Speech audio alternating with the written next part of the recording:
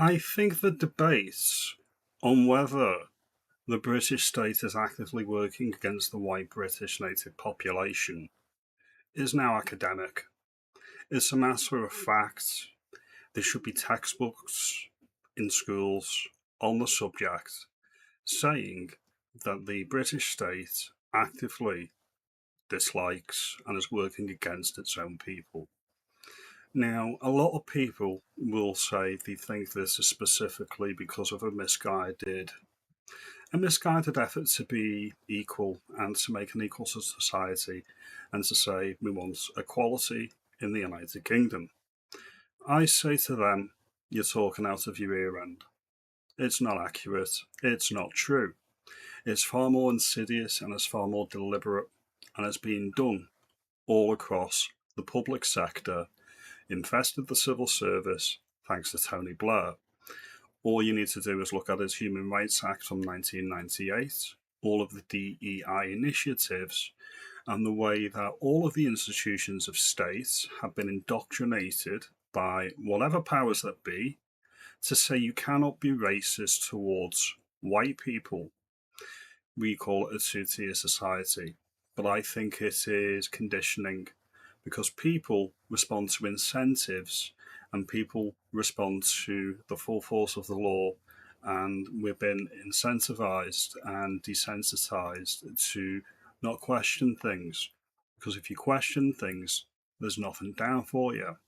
My son's teacher told him that he couldn't be a victim of racism because he's white. My son's a minority in his school. In fact, he's the only white boy in his class, and that's never been a problem. Why would it be? We all bleed the same colour. We're all people. People are people. At least that's what I thought. Because he came home yesterday telling me that a group of boys from all different ethnicities surrounded him, circled around him, and started chanting chicken skin at my son. He told me he felt threatened and scared, and when he finally managed to get out of that circle, he ran to a teacher, which is what I've told him to do. I've told him to do that if he's ever in a situation where he feels scared. He ran to a teacher and he told that teacher, I think they're being racist to me. And do you know what she said? She didn't go and look for the boys that did it. She didn't try and make my son feel better. She didn't sympathise with his feelings. She told him, you're white. You can't be racist to a white person. So my son's not in school today, and he will not be going back unless something changes. So this is the same thing. The institutions telling their employees and the lower downs, you cannot be racist towards white people, it just doesn't exist. If you're treating someone differently because of the colour of the skin, that is racism. This lady is completely correct. We all bleed the same colour. Racism is racism. This is done on purpose, and it's done as a tool of oppression to keep the working class, the white population, the majority population of this country in check. If you notice the diversity doing things they shouldn't be, like being in the country for a start, or accosting the native population, the framework that underpins all of this is there to enforce what is happening. And the diversity knows very much that they've got the whip hand, and this is by design. I do not think it's done because the institutions and the people in the institutions actively hate us. I think, as I say, it's far more deliberate and it's far more nefarious than that. It's because if they want to import a non-native diaspora to a particular place, and they don't want the native population to kick up a stink or a fuss, what they do is they essentially outlaw dissent. They outlaw your ability to complain. They outlaw your ability to actually call bullshit on this. That nobody voted on it, nobody wanted it, and if we had our way, it wouldn't be happening. And it's done very much on purpose to keep us in place while this demographic replacement time bomb continues to tick. This lady has my full empathy and full sympathy. This should not be happening. Lest we forget, the white population of the world is actually the global minority. So where are our minority protections? I've got a feeling, a hunch, an assumption that if it ever got to the point where the white British population were a minority in our own country, All of these DEI and equality laws that are currently there to protect the minority populations would all of a sudden be abolished because they've served their purpose and they would no longer be needed. And this is just my opinion. You comment below and you let me know if you think I'm onto something. But while we're on the subject of education, before I let this lady finish her point, remember a few months ago there was a PE teacher in Durham, a right of centre PE teacher, saying that if migrants come into Britain cannot respect our culture and laws, they should leave. This guy. Oh, this guy here. Hang on. This one here. PE teacher banned from classroom over X posts. And there was a course of appeal. He went to an appeal tribunal regarding this.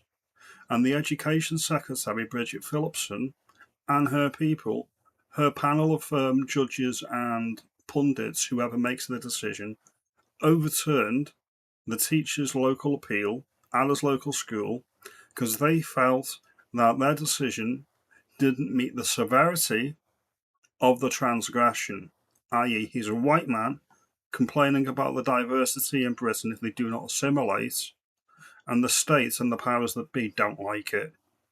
So what we're going to do is we're going to let this lady finish. Because he absolutely was a victim of racism. He was a victim of verbal abuse. And when he ran to a teacher for help, that teacher told him that his feelings don't count because he's white. So I've now spoken to my son about going to another school, but he's scared. He doesn't trust anyone. And now I'm left trying to explain to him that he's meant to trust these teachers who were there to protect him when they didn't. So then the only option left, because I'm not going to have my son be scared, is to homeschool him, which then means I can't work. This one action by the teacher, and I'm not even blaming the children, children need to be taught better, and the people who are supposed to do that are the adults.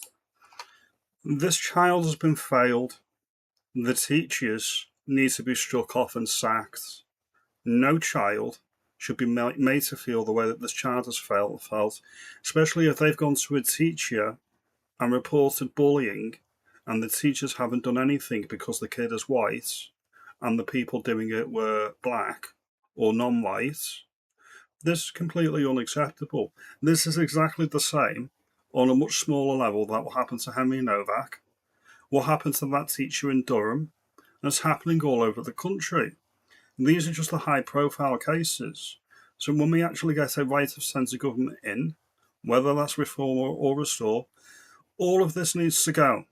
Anything that says you need to make accommodations for people based on their immutable characteristics, i.e., kid gloves, needs to go. Everybody is equal under the law.